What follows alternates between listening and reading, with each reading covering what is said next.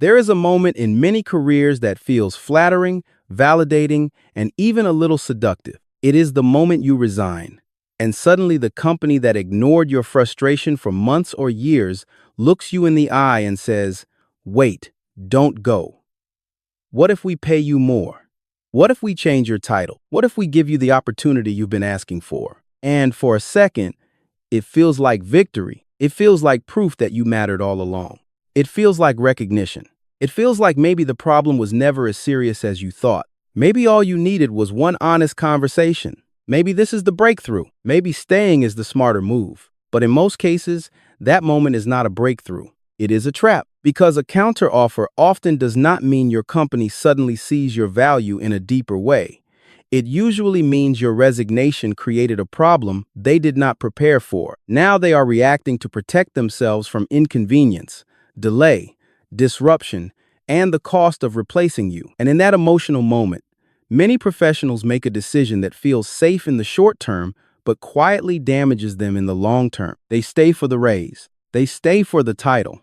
They stay because leaving suddenly feels uncomfortable. And 6 months later, they find themselves in the same culture, with the same leadership, the same stress, the same resentment, and now one more problem added on top. The company no longer sees them the same way. That is why this conversation matters, because accepting a counteroffer sounds like a win, but very often it is just a delay button on a decision you already knew you had to make. If you have ever felt guilty about leaving, if you have ever wondered whether you should give your employer one more chance, if you are in that dangerous moment right now where they are offering more money to make you stay, this video is for you. We are going to talk about what a counteroffer really means, why it so often fails to fix the real problem, why it can quietly damage your future inside the company, and why the most powerful move is often the hardest one, to keep walking forward after you have already decided to leave. And I want to ask you something before we go any further. If your company only shows your value after you resign, do you see that as appreciation or as proof they were willing to underpay and overlook you until they were forced to react? Drop your answer in the comments. I genuinely like to know where you stand on that. Number 1, a counteroffer is usually a reaction, not real appreciation. One of the biggest mistakes people make when they receive a counteroffer is misunderstanding what it actually means. They think, "Finally, they see my worth." But that is not usually what is happening. In many cases, a counteroffer is not a reward. It is not a heartfelt correction. It is not the company suddenly waking up one morning and realizing they have been unfair to you. It is a reaction to disruption. It is a response to pressure. It is a move made under urgency because your resignation created a problem they do not want to deal with right now. That distinction matters more than most people realize. Think about it carefully. If your company truly believed you were worth more money, why did they wait until you were halfway out the door? If they genuinely saw leadership potential in you, why did the title only appear after you resigned? If they had room in the budget all along, why was that budget unavailable when you were exhausted, underpaid, and still loyal? The uncomfortable truth is that many companies do not act when you are unhappy. They act when your unhappiness becomes expensive for them. That is what a counteroffer often is. Not an expression of your value, but an emergency solution to their inconvenience. Because from their perspective, your departure creates a mess. Now they have to replace someone who already knows the systems, the clients, the team, the workflows, and the hidden problems no job description ever captures. Now they have to spend time interviewing, onboarding, training, redistributing responsibilities, calming down the team, and explaining delays. Now your manager has to answer uncomfortable questions about retention, morale, and why someone good wanted to leave in the first place. So what is the fastest way to stop the bleeding? Offer more money, promise a better role, say the right emotional things, buy time. And that is exactly why counteroffers can feel so convincing. They are often delivered with urgency, emotion, and a tone that sounds deeply personal. Your manager might tell you how valuable you are. They might say the company cannot afford to lose you. They might suddenly talk about your future, your growth, your importance to the team. They may even sound more sincere in that moment than they ever have before. But sincerity in a crisis is not the same thing as long-term commitment. A person can be desperate to keep you and still have no intention of truly changing the conditions that made you want to leave. That is the part people miss, because the counteroffer creates a temporary emotional high. It gives you something you probably wanted for a long time: acknowledgement. And acknowledgement is powerful. Sometimes people do not stay for the money, they stay because, for the first time in months, they finally feel seen. That is why counteroffers are dangerous. They don't just appeal to logic, they appeal to wounded pride, unmet needs, and the part of you that wanted your effort to be recognized before it was too late. But you have to ask a harder question. Why did it take the threat of losing me for this recognition to appear? That question changes everything. Because when appreciation only arrives at the point of resignation, it often reveals something uncomfortable about the relationship between you and your employer. It suggests that your value was not invisible. It was simply not urgent enough for them to act on until your departure became a problem. In other words, they may have known your worth all along and still chosen not to pay for it, support it, or build around it until they had no choice. That is not loyalty. That is not leadership. That is not respect in its healthiest form. That is crisis management. And once you see it clearly, the counteroffer starts to look very different. It is no longer a beautiful sign that your company has finally awakened to your value. It starts to look more like a last-minute negotiation tactic designed to keep operations stable, avoid short-term pain, and postpone a deeper issue they should have addressed much earlier. Now, to be fair, not every manager is manipulative. Not every company is cynical. Sometimes a manager genuinely does want to keep a great employee and may even feel shocked that the employee was unhappy enough to leave. Sometimes there really is care there. But even then, the core question remains the same. If the environment was truly healthy, why did it take a resignation to unlock the conversation you should have been able to have months ago? Healthy organizations do not need a resignation letter to start taking their people seriously. Healthy leadership pays attention before the breaking point. Healthy leadership notices patterns before someone walks out. Healthy leadership does not wait until your commitment is gone, before they suddenly become committed to fixing things. And this is why the first emotional wave of a counteroffer is so dangerous. It can make you confuse panic with appreciation. Panic sounds like, "Please don't leave. We can fix this. Tell us what you want." Appreciation sounds like, "We see your value before you are forced to prove it by walking away." Those are not the same thing. One is preventive. The other is reactive. One is built on respect. The other is built on urgency. One says, "We invest in our people while they're still here." The other says, "We'll invest only when we're about to lose one." And if you are not careful, you will interpret a reaction as a relationship change. You will tell yourself, "The company has changed." You will tell yourself, "Leadership finally gets it." You will tell yourself, "Things will be different now." But often, what really changed was not their belief in you.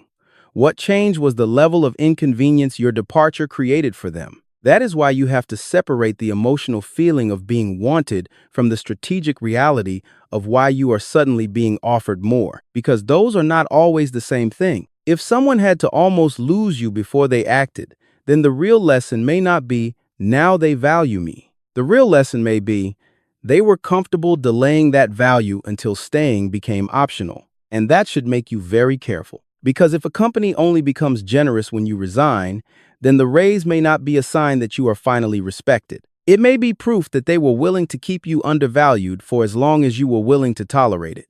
That is the first truth you have to understand before accepting any counteroffer. A counteroffer is often less about your future and more about their immediate problem. And if you forget that, you may mistake a company's short-term panic for long-term commitment, and that mistake can cost you far more than the raise is worth. Number 2, the reasons you wanted to leave do not disappear. This is where a lot of people make the most expensive mistake. They receive the counteroffer, they see the bigger paycheck, they hear the promises, they feel the relief of not having to make a hard transition, and they convince themselves that maybe the situation is fixed. But in reality, the number on your paycheck and the title in your email signature do not automatically solve the reasons you wanted to leave in the first place. And that is the part people underestimate. Because when someone starts looking for another job, it is rarely just about money. Yes, sometimes salary is part of it. Sometimes people are underpaid and they know it. Sometimes they feel insulted by what they are being asked to carry for the compensation they receive. But most of the time, by the point someone is actively interviewing, updating their resume, taking calls after work, and emotionally preparing to leave, the issue runs deeper than a paycheck. Something in the environment has already been breaking trust for a while. Maybe it is a manager who drains the life out of every room. Maybe it is a culture where everything is urgent, chaotic, and political. Maybe it is the constant feeling that no matter how much you give, it is never enough. Maybe it is burnout. Maybe it is being passed over, ignored, or spoken to in a way that slowly kills your motivation. Maybe it is the loss of meaning. Maybe it is the feeling that you are no longer growing, only surviving. Those things do not disappear because someone adds 10%, 20%, or even 30% to your salary. A raise can change your bank account. It cannot automatically change your daily reality. And that is why so many people who accept counteroffers end up feeling regret later. The money creates a temporary emotional fog. It makes the pain easier to ignore for a while. It gives you a short honeymoon period where you want to believe the problem is solved, because staying now feels more rewarding than leaving. But the real problem is still sitting exactly where you left it. The same boss is still your boss. The same culture is still the culture. The same leadership habits are still in place. The same lack of boundaries, the same overload, the same politics, the same emotional exhaustion. None of that automatically disappears because HR approved a salary adjustment. This is why I want you to think about a counteroffer the same way you would think about painkillers for a serious injury. Painkillers can numb the symptom. They do not heal the root cause. If the environment itself is unhealthy, more money can temporarily dull your discomfort, but once the emotional high fades, you are still living inside the same system that pushed you to leave. And eventually, reality comes back. The Sunday anxiety comes back. The resentment comes back. The exhaustion comes back. The feeling of being trapped comes back. The thought of, I should have left when I had the chance, comes back. That is the pattern. At first, the counteroffer feels like rescue. Then it becomes delay. Then delay becomes regret. Because what many people actually wanted was not just a raise. They wanted relief. They wanted respect.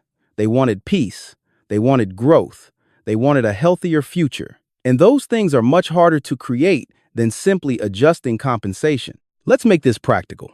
Imagine someone wants to leave because their manager constantly undermines them in meetings, gives vague direction, changes priorities every week, and only shows up when something goes wrong. Now imagine the company offers that person 15% more money to stay. What exactly has changed? The manager is still there. The communication style is still there. The stress pattern is still there. The emotional cost is still there. Or imagine someone wants to leave because they are doing the work of 2 or 3 people, carrying a team that is understaffed, and sacrificing their health to keep things afloat. The company counters with a raise and says, "We really value you." That sounds flattering. But if the workload does not change, what did they really offer? They offered more money in exchange for continuing to absorb a problem they still have no real plan to solve. That is not a fresh start. That is a more expensive version of the same trap. Or imagine the issue is deeper still. The employee no longer believes in the company, no longer trusts leadership, no longer feels aligned with the direction of the business, or simply feels like they have outgrown the place. No amount of money can force alignment where alignment is gone. And this is one of the hardest truths for ambitious people to accept. Once your spirit has started disconnecting from an environment, money can slow that disconnection down, but it usually cannot reverse it. Because the problem is no longer transactional. It is emotional, psychological, and structural. You do not leave an environment just because you are underpaid. Sometimes you leave because you no longer want your days to feel the way they feel there. That matters. Your life is not just the amount you earn. Your life is the emotional climate you live inside 5 days a week. It is the quality of your energy. It is your sleep. It is your peace of mind. It is whether you are becoming stronger in that environment or smaller. And one of the most dangerous things a counteroffer can do is make you betray what you already know. Because before the money appeared, you had clarity. You knew something was wrong. You knew the job was draining you. You knew you were no longer where you needed to be. You knew the cost of staying was becoming too high. Then the counteroffer arrives, and suddenly that clarity gets interrupted by fear, comfort, and guilt. Now you start negotiating against your own instincts. You say things like, maybe it's not that bad. Maybe I'm overreacting. Maybe this raise means they really will change. Maybe I should give it one more shot. Maybe leaving now would be ungrateful. But be careful with that voice, because sometimes that voice is not wisdom. Sometimes it is fear dressed up as reason, fear of uncertainty, fear of disappointing people, fear of losing the familiar, fear of stepping into a new environment where you have to prove yourself again. And that fear will happily use the counteroffer as an excuse to keep you in a place you already know is no longer right for you. That is why you have to go back to the original question. Why were you leaving before anyone offered you more? Not what do they say now, not how flattering it feels now, not how uncomfortable change feels now. Why were you leaving when no one was trying to stop you? Write those reasons down if you have to. Be brutally honest. Was it just money? Or was money only the visible surface of something much deeper? Because if the true reasons were burnout, disrespect, broken trust, toxic leadership, stalled growth, lack of meaning, or a life that had become unsustainably stressful, then the counteroffer may not be a solution at all. It may just be a way of making you tolerate the same pain for a slightly higher price. And there is a dangerous habit successful people fall into all the time. They start calculating their suffering in financial terms. They tell themselves, for this amount of money, maybe I can handle it. Maybe, for a while. But the question is not whether you can survive it for another 6 months. The question is what it costs you to keep surviving it. What happens to your energy? What happens to your confidence? What happens to your relationships outside work when you are constantly drained? What happens to your health when stress becomes your normal state? What happens to your ambition when you spend your best hours managing frustration instead of building a future? Those are not small questions. Those are life questions. And if you ignore them because the counteroffer made you feel temporarily secure, you may wake up months later realizing you sold long-term peace for short-term comfort. So before you ever accept a counteroffer, do something simple but powerful. Strip away the money for a moment and ask yourself this. If they offered me the exact same job, the exact same boss, the exact same culture, the exact same workload, and the exact same future just with a bigger paycheck, would I honestly want to stay? If the answer is no, then you already know the truth. Because the issue was never just compensation. The issue was the environment. The issue was the experience. The issue was what the job had become in your life. And if that has not changed, then the counteroffer is not solving the problem. It is simply paying you more to remain inside it. That is why one of the smartest things you can do in a moment like this is refuse to let money rewrite history. Do not let a late raise erase months of frustration. Do not let a title change erase broken trust. Do not let temporary praise erase the reasons you started planning your exit in the first place. Because if the foundation is still cracked, painting the walls does not make the house safe. And if the real reasons for leaving are still there, then staying may not be loyalty. It may just be postponing a decision you already had the courage to make. So I want to ask you something here, and I want you to be honest in the comments. Would a bigger paycheck be enough to make you stay in a job that is already draining your peace, your motivation, or your health? Or is there a point where no amount of money is worth it? Drop your answer below. I think this is one of those questions that reveals what people truly value, not just in work, but in life. Number 3, the moment you try to leave, you become a flight risk. This is the part most people do not think about when they accept a counteroffer. They think about the raise. They think about the relief of not having to start over. They think about how awkward it would feel to walk away after their manager fought to keep them. They think about the comfort of staying in a place they already know. But they do not think hard enough about what changed the moment they announced they were leaving. And what changed is simple. The company now knows you were willing to walk away. That fact does not disappear because you changed your mind. You can accept the counteroffer. You can smile in the meeting. You can tell everyone you are excited to stay. You can promise you are fully committed again. But the organization has now seen something it can never unsee. When another opportunity appeared, you were ready to go. And from the company's point of view, that changes the way they evaluate you, even if nobody says it out loud. Because employment is not just about performance, it is also about predictability, trust, and perceived stability. Managers are constantly making quiet judgments about who is dependable, who is invested, who can be built around, and who might disappear at the wrong time. Once you resign, even if you stay, you introduce doubt into that equation. Now they know you were interviewing. Now they know you were emotionally checked out enough to leave. Now they know your loyalty has a limit, and that limit has already been reached once. That is why accepting a counteroffer can quietly change your status inside the company from committed employee to retention risk. And that label matters. Because when leadership starts making decisions about the future, they do not just ask, who is talented? They also ask, often silently, who is safe to invest in? Who should lead the next big project? Who should be brought into long-term planning? Who should be developed for promotion? Who should receive sensitive information, strategic responsibility, or the most important client relationships?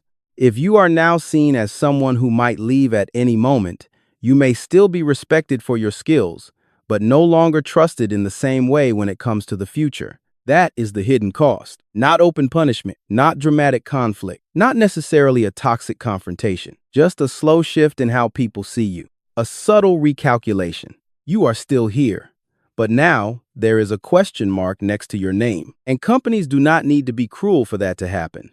They just need to be rational from their own perspective. Imagine you are a manager choosing between two strong employees for a long-term leadership opportunity. One has never shown signs of leaving, the other already resigned once, accepted a counteroffer, and stayed. Both are capable. Both are smart. Both perform well. Who feels safer to build around? That is the uncomfortable truth of how organizations think. Even if they never admit it, they are constantly managing risk. And once you have tested the exit door, you become a different kind of risk in their eyes. Because if you almost left once, what stops you from leaving again? That question will live in the room whether anyone says it or not. And this is exactly why the emotional story employees tell themselves after accepting a counteroffer can be so different from the strategic story the company is telling itself. The employee thinks, they fought for me.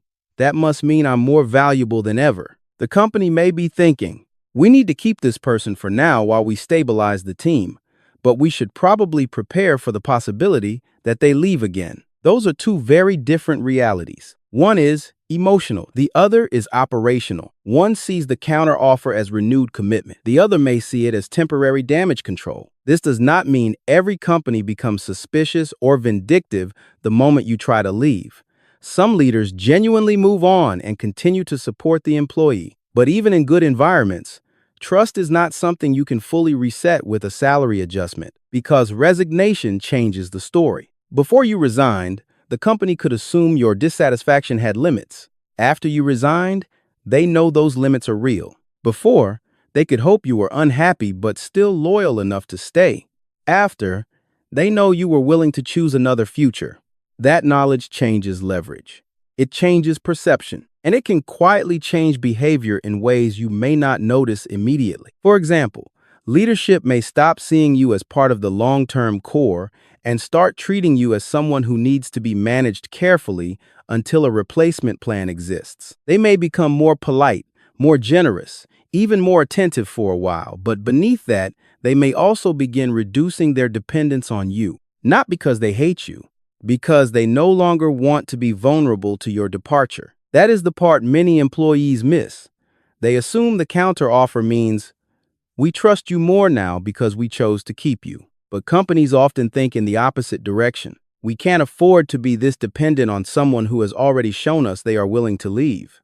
So what happens next? Documentation becomes more important. Cross-training becomes more urgent. Responsibilities may quietly get spread around. Key knowledge gets transferred. Your manager starts building a contingency plan, not because you are bad at your job, but because they do not want to be surprised again. And once that process starts, you are no longer standing in the same position you occupied before you resigned. You may still have your role. You may still have your salary. You may even have a better title. But the invisible contract has changed. The company is no longer looking at you through the same lens of certainty. And if you think that only applies to bad companies, think again. This is not just about pettiness. It is about human psychology and organizational self-protection. When someone tells you they were ready to leave, you may forgive them. You may want them to stay. You may even genuinely value them. But a part of you will still remember that they were already halfway out the door. That memory influences how much of your future you feel comfortable tying to them. Workplaces are no different. The problem becomes even more serious if your resignation revealed something embarrassing for leadership. Maybe they were shocked that you were unhappy because they had ignored obvious warning signs. Maybe your departure would have made them look bad to upper management. Maybe they had no replacement plan and were exposed by your resignation. Maybe keeping you was not just about your value, it was also about saving face. In situations like that, accepting the counteroffer can put you in an even more fragile position, because now your presence is tied not only to your work, but to a moment where leadership was forced into a reactive, uncomfortable position. That is not a stable foundation for trust. And this is why I want to make something very clear. A counteroffer can save your job in the short term while quietly weakening your position in the long term. That is the paradox. You feel safer because you stayed, but in some ways, you may actually be less safe than before. Because before, you were a trusted insider. Now, you may be a talented insider with an asterisk beside your name. Great employee, but not fully committed. Strong performer, but we should have a backup. Valuable person, but not someone we can completely rely on for the long haul. That is a dangerous place to be, especially if you are staying in an environment that already had problems before the counteroffer even happened. And the most painful part is that this shift is often invisible at first. No one announces it. No one sits you down and says, "By the way, now that you accepted our counteroffer, we trust you less." Of course not. What happens instead is slower and quieter. You notice someone else getting included in conversations you used to be part of. You notice certain opportunities no longer come your way. You notice your manager is supportive, but somehow less open. You notice the organization is making itself less dependent on you. You notice that despite the raise, something about your position feels less secure than it did before. And by the time you fully understand what changed, you may already be months into a decision you wish you had never made. So if you are ever in this situation, ask yourself a brutally honest question. If I stay, will I really be returning to the same place I left? Or am I returning to the same office with a completely different level of trust? That question matters because the answer is often the second one. You are not stepping back into the old version of your role. You are stepping into a new version of it, one where the company now knows you are capable of leaving and will plan accordingly. And once you understand that, the counteroffer stops looking like a simple raise. It starts looking like a trade. More money now, in exchange for becoming less certain in the eyes of the people above you. That is why the moment you resign is so important. It is not just a salary negotiation. It is a revelation. It tells the company something about your relationship to them that can never be completely unsaid. So before you accept a counteroffer, do not just ask, "What are they offering me?" Ask the harder question, "What has my resignation already taught them about me, and how will that change the way they manage my future here?" Because once you have been marked as someone who was ready to leave, you may still remain employed, but you may no longer remain trusted in the same way. And for many people, that invisible loss costs far more than the raise was ever worth. So let me ask you this. If you resigned from a company and they convinced you to stay, do you think trust could ever go fully back to normal on both sides? Or do you believe something fundamental has already changed the moment one side tries to leave? Put your answer in the comments. I'd really like to hear how you see that. Number 4. Higher pay plus lower trust can make you the easiest person to cut. This is one of the harshest realities behind accepting a counteroffer, and it is also one of the least discussed. When people think about staying after a counteroffer, they usually focus on what they gained. They gained more money. They gained leverage. They gained the relief of not having to leave. They gained the comfort of familiarity. They gained the feeling of being wanted. But they often fail to ask what they became in the eyes of the company after that deal was made. And in some cases, what they became is this: a more expensive employee with a lower level of trust. That combination can be dangerous because when organizations hit a difficult season, when budgets tighten, when headcount is reviewed, when leadership is forced to restructure, when a department has to justify costs, companies do not only look at performance, they look at risk, cost, stability, and replaceability. And if you are now one of the highest cost people on the team while also being one of the least trusted to stay long term, you may have just moved yourself into a very uncomfortable category. Not because you are bad at your job, not because your work suddenly lost value, but because your profile has changed in a way that makes you harder to defend. Let's be brutally honest about how this can look from management's side. Before you resigned, maybe you were seen as a reliable contributor at a certain compensation level. Then you got another offer, resigned, and the company raised your pay to keep you. From your perspective, that felt like a win. But from their perspective, the math has changed. Now you cost more than you did before. Now they know you were prepared to leave. Now they may already suspect you are still dissatisfied under the surface. Now they may believe they had to overpay to keep you from walking. So, if the company later faces pressure to reduce spending, simplify the team, or choose between people, how do you think that equation looks? The conversation may not sound emotional at all. It may sound very rational. Who costs the most? Who is most likely to leave anyway? Who are we least comfortable building around long term? Where can we reduce expense with the least strategic damage? Who did we retain out of urgency rather than genuine long-term fit? Those are not fun questions, but they are real questions. And if your name sits at the intersection of higher cost and lower confidence, you can become much easier to justify cutting than you realize. This is what makes counteroffers so deceptive. The raise makes you feel more secure, but in some situations, it may have quietly made you more vulnerable. Because companies do not always think like employees think. Employees hear a raise and think, they chose me. That means I'm safer. Companies may hear the same raise and think, we paid extra to solve an immediate problem. If we ever need to reverse that decision, this may be one of the first places to look. That is the hidden risk. The counteroffer can turn you into a short-term solution on the balance sheet rather than a long-term investment in the strategy. And the worst part is that this risk becomes most dangerous during moments you cannot control. A new leader comes in and wants to restructure. Revenue drops.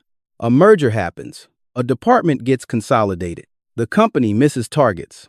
A board pushes for cost discipline. A hiring freeze turns into layoff. In moments like that, nobody cares about how flattering the counteroffer felt 6 months ago. They care about numbers. They care about trust. They care about future risk. And if someone at the table says, this person is one of our higher paid employees and already tried to leave once, that sentence alone can reshape your future in a matter of minutes. You may never hear that sentence. You may never know it was said. But that does not mean it has no power, because this is how many career setbacks happen.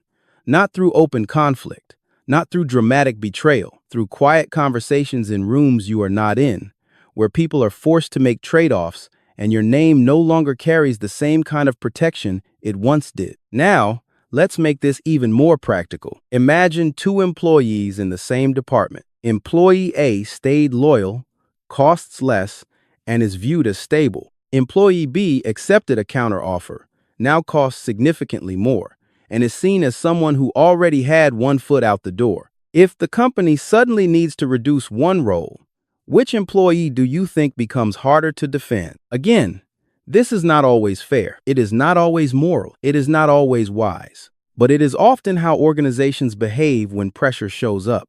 And that is why accepting a counteroffer can create a dangerous illusion. It makes you think the company has chosen you more strongly than ever, when in reality, they may simply be renting your stability for a little longer while they reduce their own exposure. That phrase matters.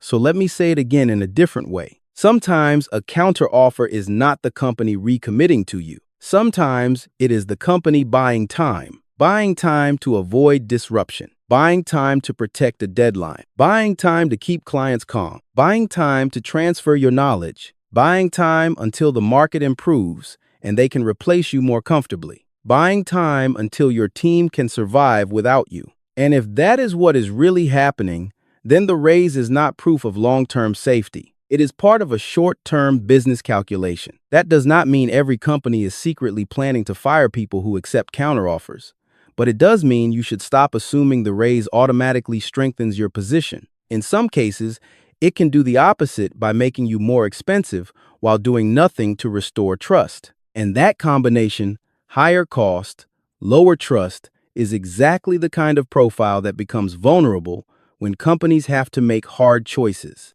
This is especially true if the reason you wanted to leave was already connected to instability in the company. Maybe leadership was inconsistent. Maybe the business was under pressure. Maybe the culture was political.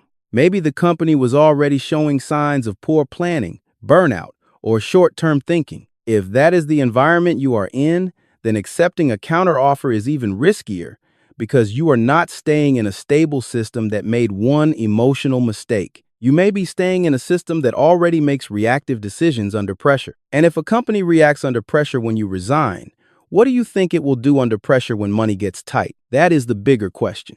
Because people often evaluate counteroffers in a very personal way. They think about whether the manager was sincere, whether the raise is generous, whether staying feels easier than leaving. But you also have to evaluate the system itself. How does this company behave when stressed? How does leadership treat people when priorities shift? How quickly do they protect themselves when the environment becomes uncertain? How likely are they to optimize for the short term at the expense of the individual? Those are the questions that matter when you are deciding whether the extra money actually means security or whether it simply changes the price tag attached to your risk.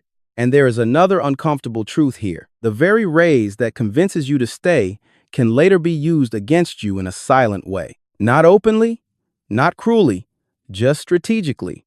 Someone may look at your compensation and say, "At this level, we need someone we are fully confident in." Someone may say, "For this cost, we should be investing in a person who is clearly committed to being here." Someone may say, "If we're making cuts, this is one of the easiest places to save meaningful money." Again, you may never hear those words, but careers are often shaped by conversations you never get to attend. That is why you cannot afford to think only about what the counteroffer gives you today. You have to think about what it turns you into tomorrow. Does it genuinely solve the reasons you wanted to leave? Does it restore trust? Does it strengthen your long-term position? Or does it simply make you more expensive while leaving all the underlying risk in place? If it is the last one, then the counteroffer is not a rescue. It is a delay with a higher salary attached. And delays can be very expensive because 6 months later, you may not only be back in the same job you wanted to leave, you may be back in it with a weaker reputation, a more fragile position, and fewer options than you had when you first tried to walk away. That is why I want you to remember this principle. Never confuse being temporarily retained with being permanently protected. Those are not the same thing. A company can want to keep you today and still be perfectly willing to cut you tomorrow if the math changes. A company can offer you more money today and still view you as one of the easiest costs to remove later if trust is low and pressure rises. A company can call you essential today and still quietly redesign the team so that you are no longer essential by the time the next hard decision arrives. That is the risk. So before you ever accept a counteroffer, ask yourself this. If the company had to make layoffs 6 months from now, would accepting this counteroffer make me safer, or would it make me look like a more expensive employee whose loyalty has already been questioned? That question may feel uncomfortable, but it is far more useful than asking only how good the raise looks right now.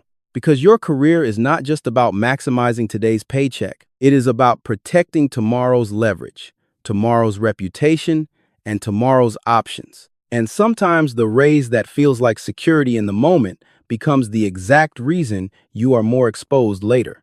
Number 5, accepting the counteroffer can quietly damage your long-term growth. One of the most dangerous consequences of accepting a counteroffer is not what happens immediately. It is what happens slowly. It is what happens quietly. It is what happens over the next year or two when you realize that staying did not just keep you in the same environment, it may also have changed the way your future inside that environment gets shaped. Because once a company sees you as someone who was prepared to leave, It can affect more than trust in the present.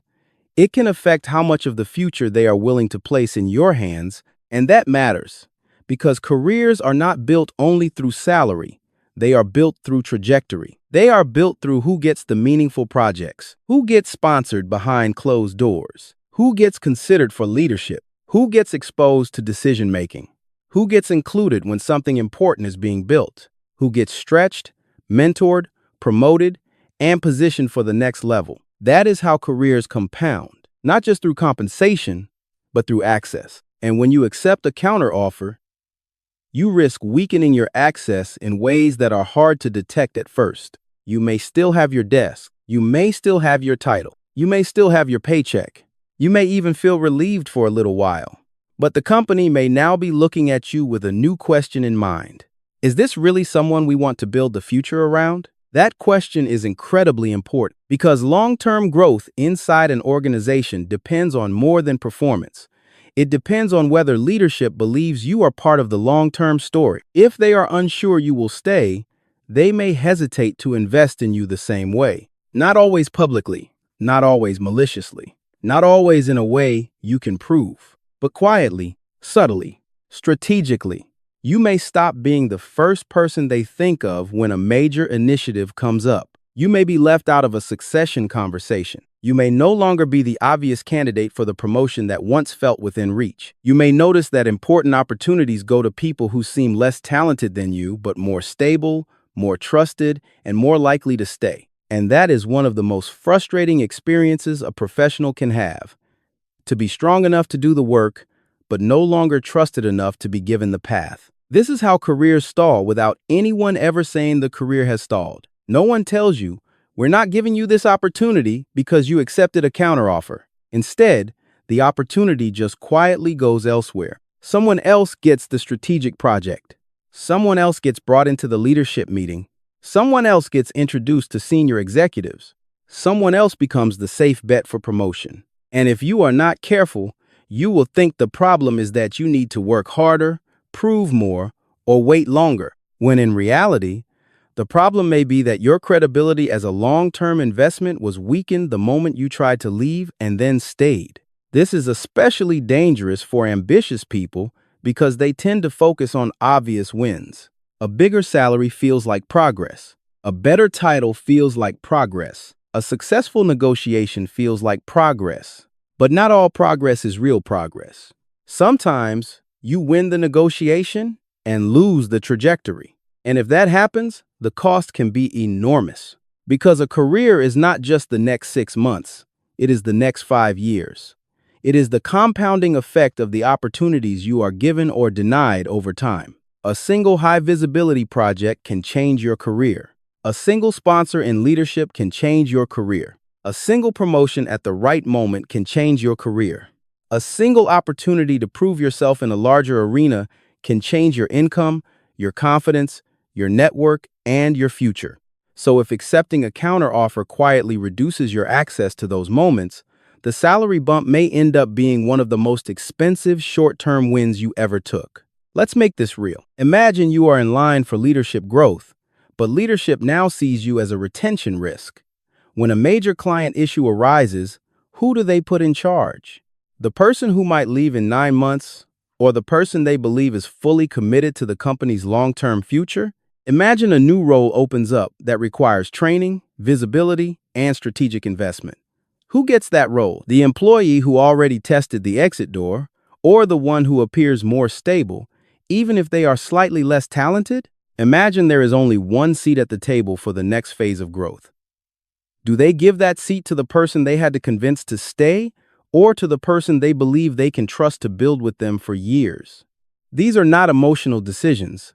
They are political, strategic, and often invisible, but they shape careers every day. And this is why counteroffers can quietly trap high performers. They feel like a sign that you are winning, but in reality, they may freeze you in place. You stay because the money is better. You stay because the risk of change feels heavy. You stay because leaving suddenly feels complicated. And while you are staying, other people are moving. Other people are stepping into new rooms. Other people are gaining fresh skills in new environments. Other people are building new reputations with new leaders. Other people are entering the next chapter of their careers while you are still negotiating with the old chapter to feel less painful. That is not growth. That is delay disguised as comfort. And delay can be devastating when it interrupts momentum. Because here is what people forget.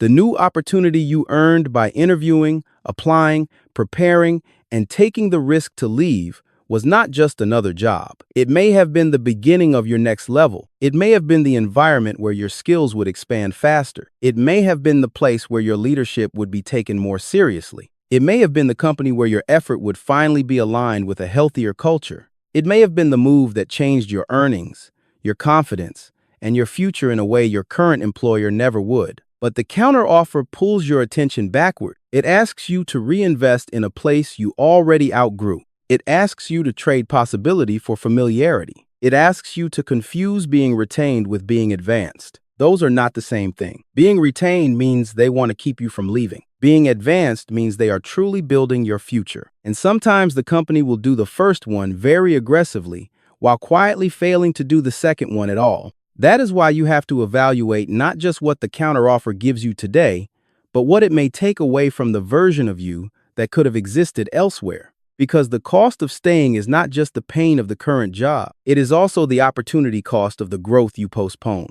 The network you did not build, the environment you did not enter, the skills you did not sharpen, the leaders you did not learn from, the confidence you did not gain by proving to yourself that you could start over and win somewhere new.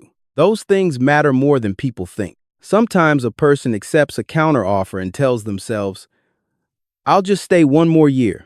But one more year in the wrong environment is not a neutral decision. One more year can become two. Two can become four. And suddenly you realize you did not just stay, you stalled. You traded movement for familiarity. You traded courage for comfort. You traded a new chapter for a temporary patch on the old one. And the hardest part is that by the time you see it clearly, the opportunity you turned down is gone.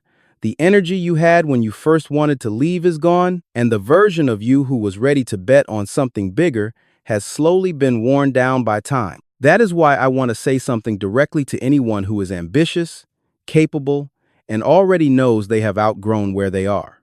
Do not let a counteroffer trick you into measuring your career only by salary. Your career is also measured by direction, by expansion, by access, by learning, by energy, by the quality of the people around you, by whether the environment is multiplying your potential or merely paying you enough to tolerate its limits.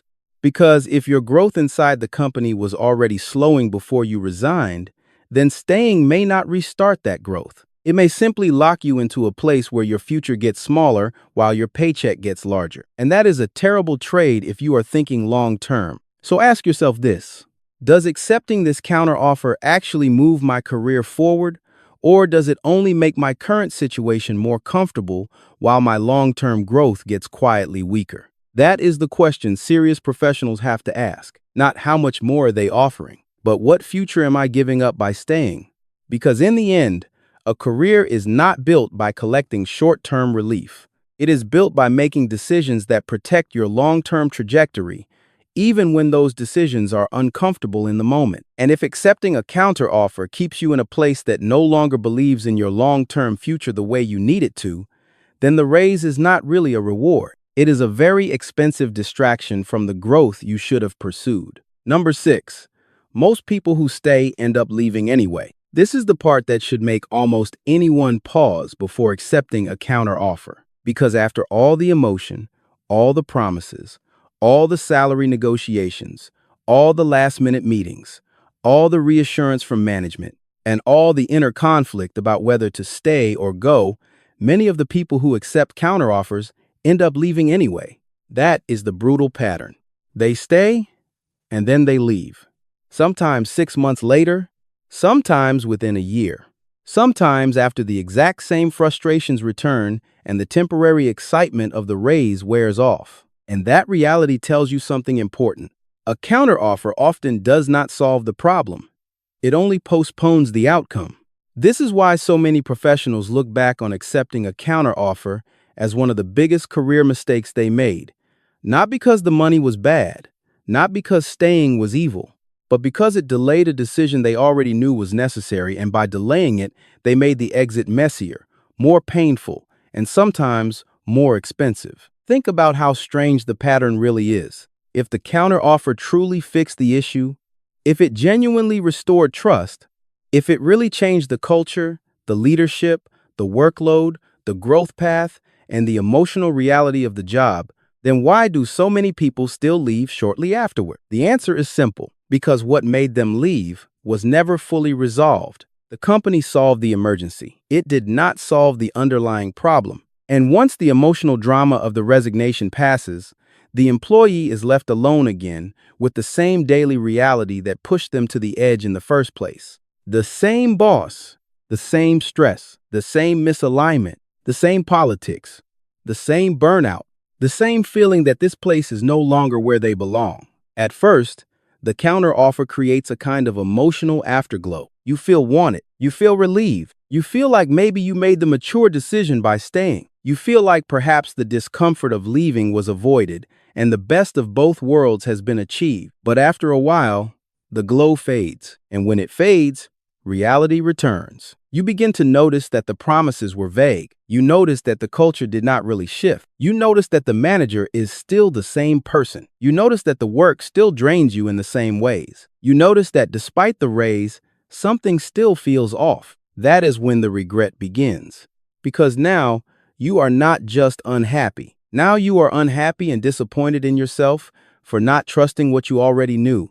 That feeling is heavy. It is one thing to discover that a job is wrong for you. It is another thing to discover it, find a way out, and then talk yourself back into the same problem. That is why so many people who accept counteroffers later say some version of this: I should have left when I had the chance. Not because staying was irrational in the moment. It often feels very rational. That is the danger. It feels safer. It feels smarter. It feels less disruptive. It feels financially responsible. It feels loyal. It feels like the mature thing to do. But sometimes what feels safe in the moment becomes expensive over time, because by staying, you may not just delay your exit, you may also lose momentum. The job market changes. The offer you had disappears. Your confidence cools off. Your energy drops. Your willingness to interview again gets weaker. Your network moves on. The emotional courage you had when you were finally ready to leave starts to fade. So when the same pain returns 6 months later, you are often not in the same position you were when you first resigned. You may have fewer options. You may have less energy. You may feel more embarrassed about looking again so soon. You may even have to explain to future employers why you accepted a counteroffer and are already back on the market. That is what makes the delay so costly. It is not just that you still leave. It is that you may leave from a weaker position than the one you had when the opportunity first appeared. And this is exactly why the statistics around counteroffers have such a bad reputation. Different sources phrase it differently, and exact numbers vary depending on the study or recruiter source. But the overall pattern is remarkably consistent. A very large percentage of people who accept counteroffers do not remain with that employer long term. Many are gone within a year, and a meaningful number leave far sooner than that. Now, even if you ignore every statistic and just look at human behavior, the logic still holds. You did not randomly wake up one day and decide to interview for fun. You did not accidentally prepare your resume, talk to recruiters, and emotionally commit to a new chapter for no reason. Something got you there. Something made staying harder than leaving. Something made uncertainty feel better than the familiar. Something made you willing to risk change because the cost of remaining had become too high. That kind of decision usually does not come from a small inconvenience. It comes from accumulated truth. Truth about what the job feels like, truth about what the culture has become, truth about what your body, mind, and ambition are trying to tell you. So when a counteroffer shows up and convinces you to stay, it does not erase that accumulated truth. It just covers it for a while. But truth has a way of resurfacing, especially when the daily experience of the job remains unchanged. That is why counteroffers often create a second, more painful exit. The first time you leave, you are hopeful. The second time, you are tired. The first time, you feel like you are moving towards something better. The second time, you may feel like you are cleaning up a mistake you wish you had never made. The first time, you leave with momentum. The second time, you may leave with regret. And that regret can be severe because you know deep down that you saw the warning signs and talked yourself out of listening to them. Now, I want to be fair here. There are rare cases where someone accepts a counteroffer and it genuinely works out. Maybe the issue truly was compensation. Maybe the manager was exceptional. Maybe the role really did evolve in a meaningful way. Maybe the employee and employer had enough trust to rebuild something real. Those cases exist, but they are not the pattern most people should bet their career on. Because when you make a decision this important, you do not make it based on the exception. You make it based on the pattern. And the pattern says this: most people who accept counteroffers do not stay happy for long. That is the warning. Not because they are weak, not because they are ungrateful, not because they are incapable of making good decisions, but because a counteroffer is often built to solve a short-term disruption, while the employee's dissatisfaction was built over months or years of unresolved issues. A short-term patch rarely repairs a long-term fracture. That is why I believe one of the most important questions you can ask yourself in this moment is not, "Can I stay?" Of course you can stay. The better question is, what are the odds that staying actually changes the future in a meaningful way, or am I just buying myself 6 more months before I have to face the same decision again? That is the question. Because if you already know the answer is, "I'll probably be back here again," then the counteroffer is not a solution. It is an emotional detour. And emotional detours are dangerous when they pull you away from the direction you already fought hard to choose. So if you are sitting in that moment right now, if your employer is trying to keep you, if the extra money is tempting, if the familiarity of staying feels easier than the discomfort of leaving, I want you to stop and remember something very simple. The fact that you wanted to leave matters more than the fact that they suddenly want you to stay. Read that again. The fact that you wanted to leave matters more than the fact that they suddenly want you to stay. Because your desire to leave came from lived experience. It came from reality. It came from the accumulated weight of what the job had become in your life. Their desire to keep you may be sincere, but sincerity does not automatically equal transformation. And if the environment has not truly changed, then chances are high that the same truth that pushed you to resign once will push you to resign again. Only next time, you may wish you had listened the first time. Number 7, trust the version of you that wanted to leave. At the center of this entire conversation, there is one truth that matters more than all the others. Before the counteroffer arrived, before the emotional meeting, before the bigger salary, before the flattering title, before the sudden promises and last-minute concern, there was a version of you that had already decided something important. That version of you decided it was time to go. And I think one of the biggest mistakes people make in moments like this is that they stop trusting that version of themselves. They let a temporary wave of pressure, praise, guilt, fear, and money overpower the clarity they had when they were alone with the truth. But that earlier version of you deserves more respect than that, because that version of you did not make the decision lightly. That version of you lived the job every day. That version of you felt the stress. That version of you carried the frustration. That version of you noticed the disrespect, the stagnation, the exhaustion, the misalignment, the disappointment, the quiet feeling that something was no longer right. That version of you is the one who sat with the reality of your work life when nobody was trying to impress you. Nobody was offering you more money. Nobody was fighting to keep you. Nobody was trying to make you feel special at the exact moment you were leaving. That version of you saw the job without the performance. And that is exactly why you should trust it. Because once the counteroffer arrives, the entire emotional atmosphere changes. Now, you are no longer evaluating the job in peace. You are evaluating it under pressure. Pressure from money, pressure from guilt, pressure from loyalty, pressure from your manager's reaction, pressure from the discomfort of walking away after they suddenly showed how much they care,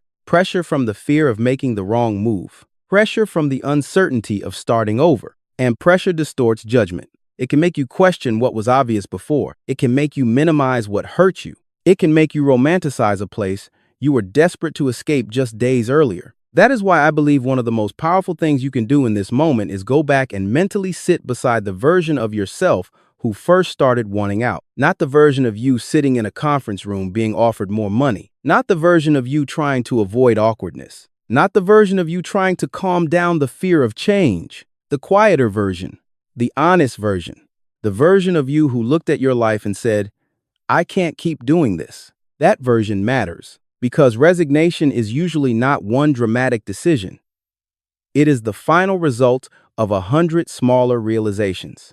The moment you noticed you were no longer excited to wake up for the job, the moment you realized the stress was following you home every night, the moment you saw that your manager was never going to become the leader you needed, the moment you understood that the culture was not going to magically fix itself, the moment you recognized that you had become more tired, more cynical, more drained, more disconnected than the person you wanted to be. All of those moments built the decision, and if you ignore them just because the company finally reacted at the last second, you are not making a new wise decision. You may simply be betraying a truth you already earned through experience. That is the real issue, because sometimes the counteroffer is not asking you to stay in a job. Sometimes it is asking you to stop believing yourself, to stop believing your own frustration, to stop believing your own exhaustion, to stop believing your own pattern recognition, to stop believing the evidence your own life has been giving you for months. And that is a dangerous thing to do, especially if you are the kind of person who has a habit of enduring too much for too long. A lot of high performers do this. They stay patient longer than they should. They explain away bad leadership longer than they should. They tolerate unhealthy systems longer than they should. They keep hoping that loyalty, effort, and professionalism will eventually fix an environment that has no intention of changing. Then, when they finally reach the point of leaving, the counteroffer appears and gives them one last reason to doubt themselves, one last reason to delay, one last reason to endure, one last reason to say, maybe I should just give it one more chance. But at some point, maturity is not about giving more chances. It is about honoring the evidence. It is about respecting the reality of what you have already learned. If the job has shown you who it is, believe it. If the culture has shown you what it rewards, believe it. If leadership has shown you how it responds to your needs, believe it. If your body has shown you the cost of staying, believe it. If your ambition has shown you that you have outgrown the place, believe it. Do not force yourself to forget the truth just because the goodbye suddenly became emotionally complicated, because that is what counteroffers often do. They complicate the goodbye. They make a clean decision emotionally messy. They take a moment that should be about clarity and turn it into a negotiation with your own instincts. And that negotiation can be very dangerous if you are not grounded in one simple principle. The version of you who wanted to leave had information the version of you being flattered may be trying to ignore. That is why I want to offer you a practical exercise if you ever find yourself in this situation. Before you respond to any counteroffer, write down the reasons you decided to leave. Not the polished version, not the diplomatic version, the real version. Write down what the job has cost you. Write down what no longer feels right. Write down what you have been tolerating. Write down what you know will still be true even after the raise hits your bank account. Then read that list before you make your decision. Because memory gets soft when comfort is offered. Pain becomes easier to minimize when money shows up. Clarity gets weaker when guilt enters the room. Writing it down protects you from revisionist history. It protects you from telling yourself that things were not really that bad when, deep down, you know exactly why you started trying to escape. And I want to say something else that I think matters here. Leaving is not betrayal. Too many people accept counteroffers because they feel guilty. Guilty toward a boss they like. Guilty toward a team that depends on them. Guilty toward a company that suddenly seems vulnerable without them. But your career is not a hostage situation. You are allowed to outgrow a place. You are allowed to leave an environment that no longer fits. You are allowed to choose peace over familiarity. You are allowed to choose growth over loyalty to a system that only noticed your value when you tried to leave. That does not make you selfish. It makes you responsible for your own life. And this is where I think the deeper lesson lives. Sometimes accepting a counteroffer is not really about the job. Sometimes it is about your relationship with discomfort. Can you tolerate the discomfort of disappointing people? Can you tolerate the discomfort of leaving what is familiar? Can you tolerate the discomfort of stepping into a new chapter before you have total certainty? Because if you cannot, then the counteroffer becomes extremely powerful. It gives you a way to escape discomfort without having to confront the truth. But growth rarely works that way. Growth often asks you to leave while your heart is still uncertain. Growth asks you to trust the decision you made when you were clear, not the emotion you feel when the old environment suddenly begs you to stay. Growth asks you to keep moving even when the old chapter becomes sentimental at the last minute. That is hard, but it is also where self-respect lives. Self-respect is not just asking for more money. Sometimes self-respect is refusing to be bought back into a situation that already taught you what it costs to stay. Self-respect is saying, I meant it when I decided to leave. Self-respect is saying, I trust the evidence of my own experience. Self-respect is saying, I will not let short-term comfort talk me out of long-term truth. And if you can hold on to that in the moment of a counteroffer, you protect something bigger than salary. You protect your direction. You protect your integrity with yourself. You protect the future that only becomes available once you stop negotiating with a chapter that has already ended, because that is what many old jobs really are by the time you resign. A chapter that has already ended emotionally, even if you have not physically left yet. And if a chapter has truly ended, staying longer does not bring it back to life. It only makes the ending slower. So if you are in that moment right now, if your employer is trying to keep you, if the money is tempting, if the familiarity of staying feels safer than the uncertainty of leaving, I want you to ask yourself one final question. If no counteroffer existed, would I still know it was time to go? If the answer is yes, then do not ignore that answer, just because staying suddenly became more comfortable. Comfort is not always wisdom. A raise is not always respect. A counteroffer is not always a second chance. Sometimes it is just the final test of whether you are willing to trust yourself enough to keep walking. So, in the end, this is not really just a conversation about counteroffers. It is a conversation about clarity. It is about understanding that when a company only shows your value after you resign, that does not automatically mean they are finally ready to build the future you deserve. Very often, it simply means your departure created a problem they were not prepared to solve. It is about remembering that the reasons you wanted to leave do not disappear just because the paycheck gets bigger. A higher salary cannot automatically heal a toxic culture, a bad manager, chronic burnout, broken trust, or the feeling that you have already outgrown the place. It is about seeing the invisible risk that comes with staying. The moment you try to leave, you may become a flight risk in the eyes of the company. Trust changes. Long-term investment changes. Your position can quietly become more fragile than it looks on the surface. It is about recognizing that more money can sometimes make you feel safer while actually making you more vulnerable, because higher pay combined with lower trust can turn you into one of the easiest people to cut when pressure arrive. It is about understanding that the real cost of a counteroffer is not just whether you stay or leave. It is what happens to your growth, your trajectory, your leverage, and your future if staying quietly keeps you in a chapter that no longer fits the person you are becoming. And most of all, it is about trusting the version of you who wanted out before anyone tried to make you stay. That version of you saw something real. That version of you was not being manipulated by flattery. That version of you was not softened by money. That version of you was living the truth of the job every day and finally decided it was time to stop pretending things were fine.